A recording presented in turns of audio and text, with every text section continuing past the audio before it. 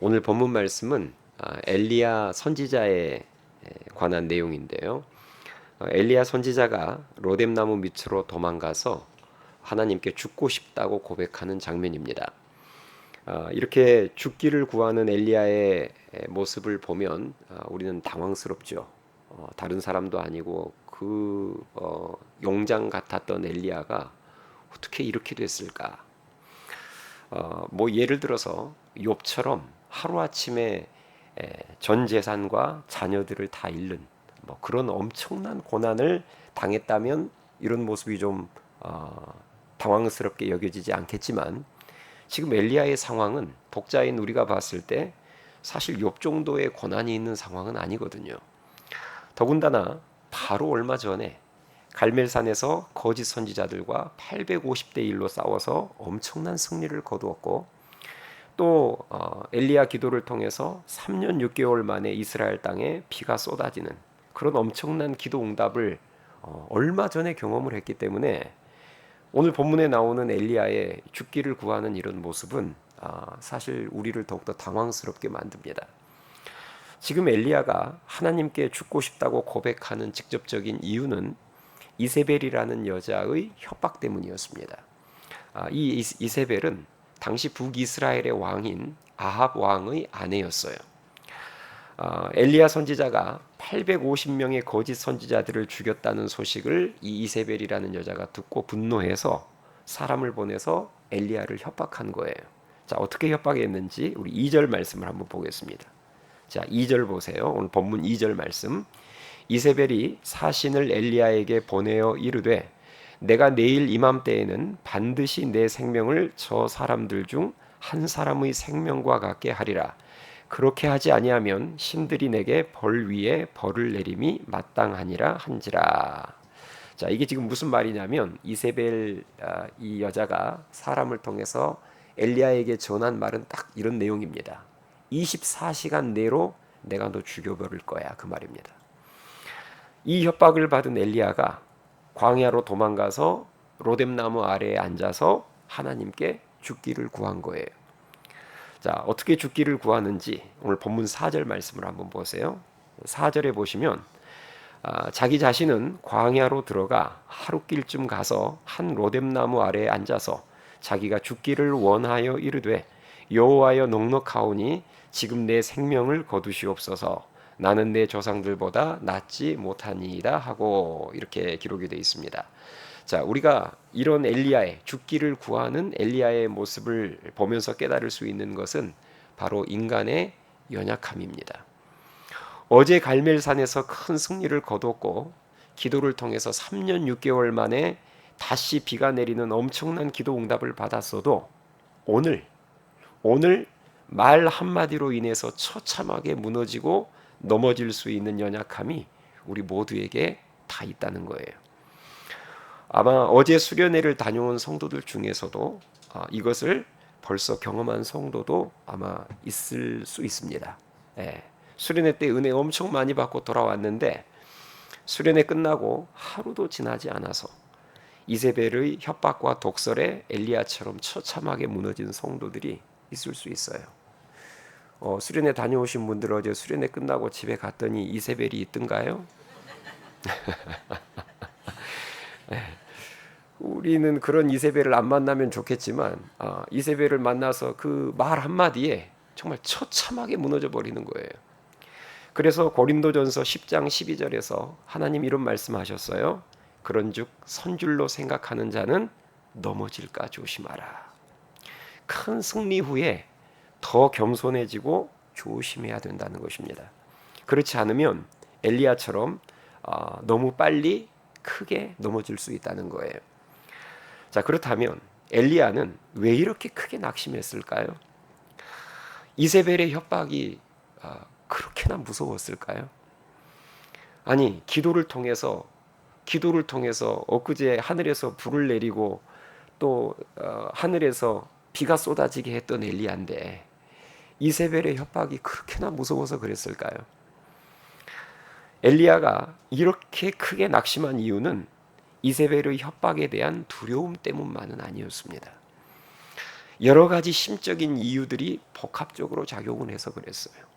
그런데 그 힘적인 이유들 중에 대표적인 이유 중에 하나가 이것입니다. 엘리야 입장에서는 이스라엘 백성들에게 이 정도 보여주었으면 다 변화돼서 하나님 믿을 줄 알았던 거예요. 아무리 우상 숭배를 하는 강박한 사람이라 할지라도 하나님께서 하늘에서 불을 내려주시는 그 모습과 그뿐만이 아니잖아요. 3년 6개월 동안 비가 내리지 않았는데 그것을 기도해서 비가 내리는 그 모습을 보여주면 거기에다가 플러스 850명의 거짓 선지자들이 전부 헛된 것을 믿었으며 그들이 죽는 모습을 보면 이 정도 보여주면 모든 이스라엘 백성들이 다 하나님께 항복하고 변화될 줄 알았어요. 그런데 변화가 되기는커녕 24시간 안에 내가 너를 죽여버리겠다라는 사람이 나온 것입니다. 이게 엘리야에게는 너무 큰 충격이었던 거예요. 목사인 제가 이 마음을 좀 압니다. 저도 과거에 비슷한 경험을 해봤었거든요. 이렇게 여름방학 시즌이 되면 많은 여름 행사들이 있잖아요. 단기 선교라는 영적 전쟁을 통해서 하나님의 크신 도움으로 놀라운 승리를 경험하고 그것을 성도들하고 함께 목도하고 나누고 그리고 이제 단기 선교 끝나면 여름 수련회를 통해서 또 놀라운 은혜를 경험하고 또 끝나면 바로 이어지는 특별 새벽 기도회를 통해서 엄청난 또 은혜의 단비와 응답을 경험하고 나면 이런 생각이 드는 거예요. 이제 이 정도 했으면 이 정도 성도들한테 뭔가 은혜를 나누고 이 정도 하나님의 역사를 우리 성도들이 보면 이제는 우리 성도들이 어느 정도는 변화됐겠다 싶은 그런 마음이 드는데 이때 이세벨 같은 성도들이 나올 때가 있습니다. 나의 모든 수고와 하나님의 그 크신 역사들을 물거품처럼 만들어버리는 오히려 더 강팍해져 버리고 큰 사고를 치고 시험에 든 별것 아닌 일로 시험에 든 그 성도들의 모습을 보는 순간 무슨 생각이 드냐면 내가 도대체 이 여름 시즌에 도대체 무슨 짓을 한 거지? 내가 뭘 했나 싶은 거예요. 아니 단기 선교를 통해서 수련회를 통해서 이어지는 특별 새벽 기도를 통해서 정말 내 딴에는 진액을 다 짜내서 사역을 해서 이렇게 이 정도 은혜를 받고 하나님의 역사를 보여주면 그러면 이젠 좀 변화되지 않았겠나 싶은데 변화되기는커녕 더 사고치고 더 시험 들어있는 성도들 그런 이세벨과 같은 성도들이 있을 때가 있었다는 거예요. 그 모습을 보는 순간 와르르 마음이 무너지더라고요. 근데 지금은 안 그럽니다. 이제 몇 번 저도 당하니까 지금은 이제 이세벨이 나올 것을 예상하고 있습니다. 그래서 이제 수련회 마치고 이제 또 특별 수련회까지 다 끝내놓고도 이제는 뭐 이세벨이 뭐 한두 명 나올 거 뭐 그런 거 각오하고 있습니다. 지금은 안 그러는데 과거에는 그랬어요. 여러분도 사실 저만이 아니라 여러분들도 이런 상황을 경험한 적이 아마 다 있을 겁니다. 예수님을 믿지 않는 가족, 믿음이 너무 연약한 우리 가족, 친척, 또 내가 마음속에 품은 태신자, 그들을 위해서 내가 정말 작정 기도도 하고 새벽 기도도 하고 정말 오랜 시간 기도하고 그리고 그 사람들에게 찾아가서 하나님의 그 크신 응답 간증도 나누고 또 선물도 하고 내 자존심 다 죽여가면서 내 딴에는 정말 섬기고 최선을 다했는데 이제 이 정도 하면 그래도 사람이라면 좀 변화되지 않았겠나 싶은데 오히려 더 강팍해져 버리는 모습을 볼 때 그때 그 순간 엘리야 심정이 드는 거예요. 내가 도대체 뭘 했나 그동안. 하나님 저 그동안 뭘 한 거예요? 그럼 제가 그동안 했던 기도와 섬김은 다 물거품 되는 거예요. 이런 생각이 몰려오면서 한순간에 사람이 마음이 무너져 버리는 거죠. 멘탈이 붕괴되는 겁니다. 지금 엘리야가 그런 상황이에요. 그래서 엘리야는 지금 선지자로서의 사역을 다 포기해 버렸습니다. 하나님 저 선지자 이제 그만할래요. 로뎀나무 아래 도망가서 이제 자신을 죽여달라고 죽기를 구하고 있는 것입니다. 더 이상 못하겠다는 거죠. 이런 심각한 상태에 빠진 엘리야를 하나님께서 회복시키시는데요. 어떻게 회복시키시는지를 함께 살펴보면서 그 회복의 은혜를 우리도 누렸으면 좋겠습니다. 자, 회복을 위한 하나님의 첫 번째 처방은 무엇이었는가? 잘 먹여주고 재워주는 것이었습니다. 육체의 회복이죠. 오늘 본문 5절 6절 말씀을 보겠습니다. 5절 6절 한번 같이 읽어볼까요? 시작. 로뎀나무 아래에 누워 자더니 천사가 그를 어루만지며 그에게 이르되 일어나서 먹으라 하는지라. 본즉 머리맡에 숯불에 구운 떡과 한 병 물이 있더라. 이에 먹고 마시고 다시 누웠더니. 아멘. 자, 방금 보신 것처럼 하나님께서는 첫 번째 처방이 뭐였냐면 엘리야가 충분히 먹고 자게 해주셨어요. 하나님은 아셨던 거예요. 뭘 아셨느냐? 지금 왜 엘리야가 그 이세벨이 했던 말 한마디에 이토록 민감하게 반응했는지 그 이유를 아셨던 거예요. 그 이유 중 하나는 바로 피로의 누적이었습니다. 여러분도 그런 거 경험하지 않아요? 사람이 몸이 힘들면 신경이 예민해집니다. 말 한마디에도 갑자기 짜증이 나고 화가 나고 몸이 피곤하면 그래요. 사람이 피로가 쌓여서 육체의 컨디션이 무너지면 영적인 컨디션도 같이 무너지게 되어 있습니다. 영과 육은 절대 따로 놀지 않아요. 이때 당시 엘리야가 얼마나 피로가 누적되고 지쳐 있었느냐?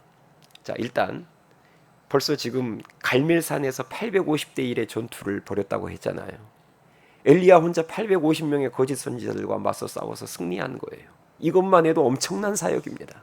이것만 해도 상당히 피곤할 텐데, 그런데 바로 그 다음에 이어서 그 거짓 선지자 850명을 기손 시내가로 데리고 내려가서 850명을 다 죽입니다. 물론 혼자 죽이지는 않았을 거예요. 이스라엘 백성들과 같이 죽였을 테지만, 그렇지만 사람을 때리는 것도 힘든데 싸움 해보셨어요? 1대1로 한번 싸움만 해도 이게 힘든데 때리는 것도 힘든데 사람을 죽였으니, 죽이는 사역을 했으니 얼마나 힘들었을까요? 그리고도 사역은 그 뒤로도 계속됩니다. 엘리야는 그 길로 갈멜산 꼭대기로 다시 올라가서 거기에서 얼굴을 무릎 사이에 놓고 비가 내리도록 간절한 기도를 합니다. 그 기도 사역을 마친 이후에, 그래서 이제 비가 내리잖아요. 그 이후에 갈멜산에서부터 이스라엘까지 약 44km 되는 거리를 뛰어갔다고 성경에 기록이 되어 있어요. 여러분, 44km를 뛰어간 거면 마라톤이 42.195km니까 마라톤 한번 한 거예요. 네. 여기서 여러분 40km 정도의 거리면 어제 우리가 갔다 왔던 강화도 수련회 장소 신도림에서 수련회 장소까지 직선 거리가 딱 그 거리입니다. 그 거리를 뛰어간 거예요. 뭐하러 뛰어다녔는지도 모르겠지만 쉬엄쉬엄 걸어갈 것이지. 근데 그 거리를 뛰어갔다고 성경에 분명히 기록이 되어 있습니다. 그러니 얼마나 피곤했겠습니까? 근데 거기서 끝나지 않아요. 이세벨의 협박을 듣고 다시 이스라엘의 최남단인 브엘세바까지 도망갑니다. 그러니 지금 엘리야는 피로 누적으로 인해서 완전 지칠 만큼 지쳐 있었던 거예요. 이것이 영적 침체의 원인 중 하나였습니다. 그래서 로뎀나무 아래로 내려가서 앉아서 죽기를 구하다가 기절해 버렸어요. 하나님께서는 이런 엘리야의 침체 원인을 아시고 회복을 위해서 첫 번째 처방책으로 천사를 통해서 먹여주시고 재워주셨습니다. 그래서 우리 교회도 여러분들의 회복을 위해서 2주 동안 중단되었던 식사를 오늘부터 여러분들이 드시고 회복하실 수 있도록 준비를 했습니다. 그리고 이 시간 설교 시간에도 피곤하시면 그냥 편하게 주무세요. 제 눈치 보지 마시고 편하게 푹 주무시고 일어나셔서 이따가 가실 때 점심 식사하시고 회복하실 수 있기를 바랍니다. 자, 영적 침체 가운데 빠져 있는 엘리야 회복을 위해서 하나님이 내리신 두 번째 처방책은 바로 엘리야를 이제 호렙산으로 간 엘리야에게 하나님의 음성을 들려주시는 것이었습니다. 오늘 본문 12절 13절에 그 내용이 나와 있는데요. 자, 우리 12절 13절을 같이 읽겠습니다. 12절 13절 시작. 또 지진 후에 불이 있으나 불 가운데에도 여호와께서 계시지 아니하더니 불 후에 세미한 소리가 있는지라. 엘리야가 듣고 겉옷으로 얼굴을 가리고 나가 굴 어귀의 섬에 소리가 그에게 임하여 이르시되 엘리야야 내가 어찌하여 여기 있느냐. 아멘. 자, 방금 여러분 보신 것처럼 하나님께서는 엘리야의 회복을 위해서 호렙산에 있는 이 엘리야에게 음성을 들려주셨어요. 하나님 말씀하시는 것입니다. 이것이 두 번째 처방책이었다는 말은 엘리야의 영적 침체의 원인 중에 하나가 뭐였다는 거예요. 어느 순간 하나님의 말씀을, 하나님의 음성을 놓쳐버린 것입니다. 사실 우리가 엘리야에 관한 이 성경 기사를 읽어보면 사실 엘리야는요, 이제까지 엘리야가 이동할 때 절대 그냥 이동하지 않았습니다. 하나님의 말씀을 받은 이후에 말씀을 따라 이동했어요. 처음에 엘리야가 그리시네가에 갔을 때에도 하나님의 말씀을 따라서 말씀을 듣고 이동했고요. 또 그리시네가 말랐을 때에도 시내가 마르니까 바로 또 딴 데로 어디 자기 마음대로 이동했던 게 아니라 하나님의 말씀이 임할 때까지 기다렸다가 그 말씀을 듣고 사르밧 과부의 집으로 갔습니다.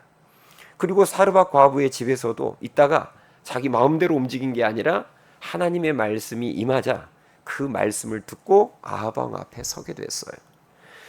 자, 이처럼 항상 하나님의 말씀에 귀를 기울이며 말씀과 접속된 인생을 살았는데, 그리고 그 말씀 따라 움직였는데, 그런데 이세벨의 협박을 들었을 때부터 하나님의 말씀과의 접속이 끊어지면서 자기 마음대로 이동하고 행동한 것입니다.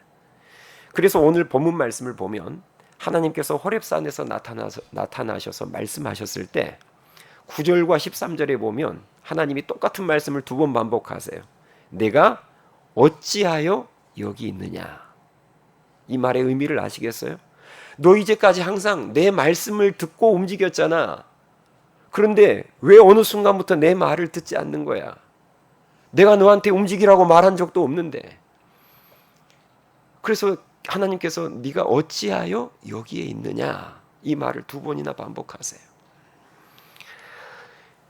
여러분, 엘리야처럼요, 우리 하나님의 자녀들인 성도가 하나님의 말씀과 멀어지고, 그래서 하나님의 말씀은 듣지 않고 하루를 살아가면서 오직 사람들의 말만 듣게 되고 내가 들은 이세벨의 말만 묵상하게 되면 반드시 그 영혼은 침체되게 되어 있습니다. 우리가 하루를 살아가면서 성경 한 구절도 읽지도 않고, 그런데 하루를 살면서 얼마나 많은 사람들로부터 말을 들어요. 사람의 말을 듣지 않습니까? 그러면 사람들에게 좋은 말만 듣습니까? 우리 마음만 같아서는 좋은 말만 듣고 싶지만 그렇지 않습니다. 우리는 직장에서, 삶의 현장에서 이세벨을 만나요. 내게 독설을 날리는 사람들을 만납니다. 그 말들이 비수처럼 하나 둘씩 꽂히기 시작하면 사람은요, 침체되게 되어 있습니다. 가지가 포도나무에서 떨어지는 순간부터 메말라가듯이 우리의 영혼은 하나님의 말씀에서 멀어지면 메말라가게 되어 있어요. 그러나 오늘 본문에 나오는 엘리야처럼 다시 호렙산에서 하나님의 말씀에 접속되기 시작하면 다시 회복될 수 있음을 믿으실 수 있기 바랍니다. 언제라도 하나님의 말씀에 우리의 영혼이 접속되는 순간부터 회복은 시작되는 거예요. 그래서 시편 19편 7절 말씀에 보니까 여호와의 율법은 완전하여 영혼을 소성시키며, 이렇게 기록이 되어 있습니다. 여호와의 율법, 하나님 말씀을 말해요. 이 말씀이 완전해서 우리의 영혼을 소성시킨다는 말은 회복시킨다는 말입니다. 에스겔서 37장을 보면 하나님께서 마른 뼈들이 되살아나는 환상을 에스겔 선지자에게 보여주시죠. 거기 보면 에스겔 선지자가 골짜기에 수북히 쌓여있는 그 마른 뼈들을 향해서 하나님의 말씀을 대언합니다. 그 마른 뼈들을 향해서 하나님의 말씀을 대언하자 어떤 일이 일어나느냐, 그 마른 뼈들이 서로 연결되고 그 위에 살이 덮이고 그래서 큰 군대로 변했다고 기록이 되어 있어요. 저는 이 마른 뼈들이 되살아나서 큰 군대로 변하는 모습을 이번 수련회 때도 확인하고 왔습니다. 마른 뼈와 같이 침체되고 시들은 영혼들이 3박 4일 동안 세상과 단절된 곳에서 계속해서 하나님의 말씀을 듣기 시작하자 서로 연결되는 역사가 제일 먼저 또 일어나더라고요. 연결된다는 말이 무슨 말인지 아시죠? 관계가 깨지고 끊어졌던 사람들이 화해하기 시작하더라는 거예요. 말씀 그대로입니다. 그 마른 뼈들이 서로 화해하고 하나 돼서 연결되기 시작하더니 그 위에 은혜의 근육, 신앙의 근육이 붙기 시작하더니 이 사람들이 마지막 날이 되니까 앞으로 내가 주의 몸된 교회를 위해서 더욱 섬기겠습니다, 헌신하겠습니다라고 다짐하는 하나님의 군대로 바뀌는 모습을 보고 왔습니다. 그러므로 우리는 어떤 순간에도 하나님의 말씀을 놓쳐서는 안 됩니다. 설령 내가 요즘 심각한 죄를 짓고 있다 할지라도, 설령 내가 요즘 엘리야처럼 죽음을 생각하고 있는 상황이라 할지라도 절대 말씀만큼은 놓치면 안 돼요. 내가 심각한 죄를 짓고 있고 죽음까지도 생각하고 있는 상태라 할지라도 말씀만 놓치지 않으면 그 사람은 반드시 회복될 수 있음을 믿으실 수 있기 바랍니다. 말씀만 붙잡고 있으면 소망이 있는 거예요. 하나님께서 엘리야의 회복을 위해서 마지막 세 번째 처방, 이 세 번째 마지막 처방은 새롭게 사명을 주셨습니다. 자, 이제까지 엘리야의 사명, 오늘 우리 본문이 19장인데 바로 전장인 18장까지 엘리야의 사명은 무엇이었죠? 엘리야의 사명, 이스라엘 땅에서 우상 숭배의 죄를 제거하고, 그리고 3년 6개월 만에 다시 뭐가 내리도록? 비가 내리도록 하는 게 엘리야의 사명이었어요. 그런데 그 사명이 이루어진 거예요. 그렇죠? 850명의 거짓 선지자들을 기손 시냇가로 데리고 가서 다 죽이고 나서 갈멜산 위에 올라가서 기도하니까 정말 이제 큰 비가 내렸어요. 이렇게 사명을 완수하는 순간 엘리야는 사명 없는 인생이 되어버린 것입니다. 사람은요, 사명이 사라질 때부터 무기력해지고 침체되기 시작합니다. 그렇지 않아요? 우리 보통 그런 거 느끼지 않습니까? 사람이 은퇴하면 갑자기 급속도로 늙잖아요. 이유가 무엇입니까? 사명이 없는 거예요. 이제 인생의 목표가 사라져버린 거예요. 그러면 사람이 급속도로 늙습니다. 그래서 하나님께서는 지금 사명을 잃고 이렇게 침체되어 있는 엘리야를 회복시켜 주시기 위해서 오늘 본문 말씀에 보면 새로운 사명을 부여하세요. 오늘 본문 15절 16절에 나와 있는데요, 오늘 우리가 살펴볼 마지막 말씀입니다. 15절 16절을 보세요. 15절 16절, 자, 제가 읽을 테니까 한번 잘 보세요. 어떤 사명을 새롭게 주시는지. 여호와께서 그에게 이르시되 너는 내 길을 돌이켜 광야를 통하여 다메섹에 가서 이르거든 하사엘에게 기름을 부어 아람의 왕이 되게 하고, 너는 또 님시의 아들 예후에게 기름을 부어 이스라엘의 왕이 되게 하고, 또 아벨무올라 사밧의 아들 엘리사에게 기름을 부어 너를 대신하여 선지자가 되게 하라. 자, 새롭게 주신 사명의 내용이 뭐죠? 사람 세우는 사역하라는 것입니다. 하나님은 엘리야에게 미래의 지도자들을 세우라고 명하셨어요.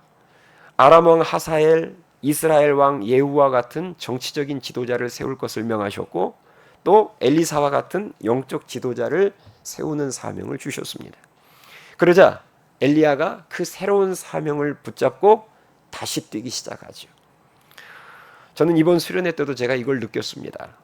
수련회의 말씀을 통해서 성도들이 우리 교회의 사명과 자신의 사명을 깨닫기 시작하자 무기력했던 신앙에서 깨어나는 모습을 보았습니다.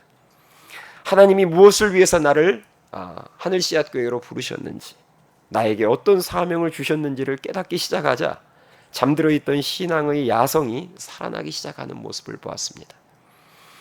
요한복음 21장에도 보면 예수님께서 처참하게 실패한 베드로를 찾아가시는 모습이 나오죠. 부활하신 예수님이 영적으로도 처참하게 실패하고, 또 세상적으로도 밤새도록 그물을 던졌지만 물고기 한 마리 잡지 못했던, 세상적으로도 처참하게 실패한 베드로를 찾아가서 베드로를 회복시켜 주실 때 예수님이 어떻게 하시죠?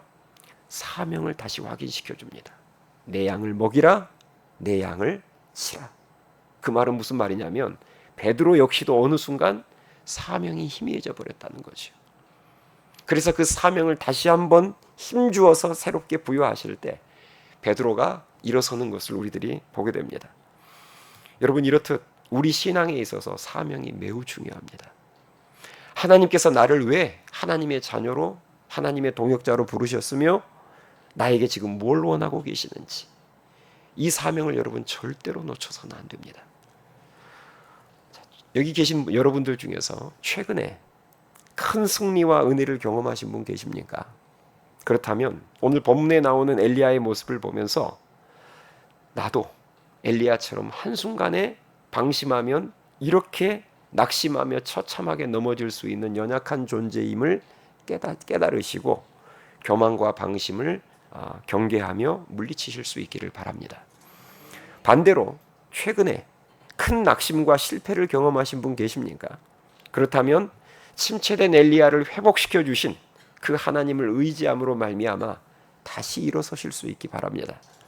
우리가 침체 가운데 다시금 오늘 또 이 강단에서 또 허락하시는 이 하나님의 말씀을 붙들고 기도로 긍휼을 구하며 나아가면 하나님께서는 말씀을 통해 우리들의 영혼을 회복시켜 주시고 사명을 새롭게 해주심으로 말미암아 우리의 삶에 새로운 의미를 부여해 주십니다. 내가 왜 이 일을 열심히 해야 되는지, 이 일이 지금 나에게 왜 중요한지를 깨닫게 해주세요. 그 깨달음이 있을 때 우리의 삶이 새로워짐을 느끼며 우리의 영혼과 기도가 다시 되살아나며 우리는 놀라운 회복을 경험하게 됩니다. 바라기는 이 놀라운 회복의 은혜가 우리 하늘씨앗교회 모든 성도님들에게 넘칠 수 있기를 주님의 이름으로 축원합니다. 찬양하시겠습니다.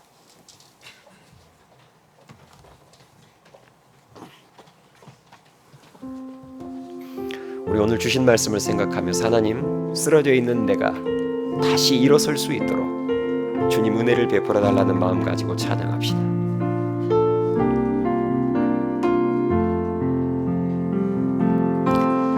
나는 내 마음의 복음이 흥했던 곳에서 다시 아버지를 만나고 주님 내 마음의 연약한 눈물의 끝에서 또 나를 반겨주시네. 처음부터 다시 고백합니다. 나는 내 마음에 복음이 흥했던 곳에서 다시 아버지를 만나고 주님 내 마음의 연약한 눈물의 끝에서 또 나를 반겨주시네.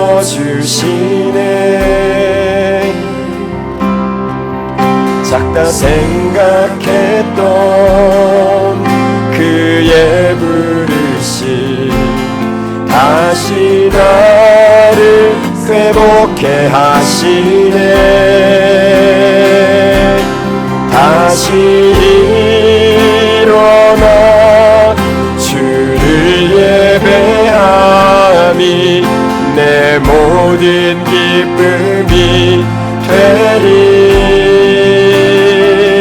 그의 기쁨 되어 삶의 모든 순간을 주께 다 내어드리리. 처음부터 다시 고백합니다. 나는 내 마음의 복음이 흥했던 곳에서 다시 아버지를 만나고 주님 내 마음의 연약한 눈물의 끝에서 또 나를 반겨주시네. 작다 생각했던 그의 다시 나를 회복해 하시네. 회복해 하시네. 다시 일어나 주를 예배함이 내 모든 기쁨이 되리. 그의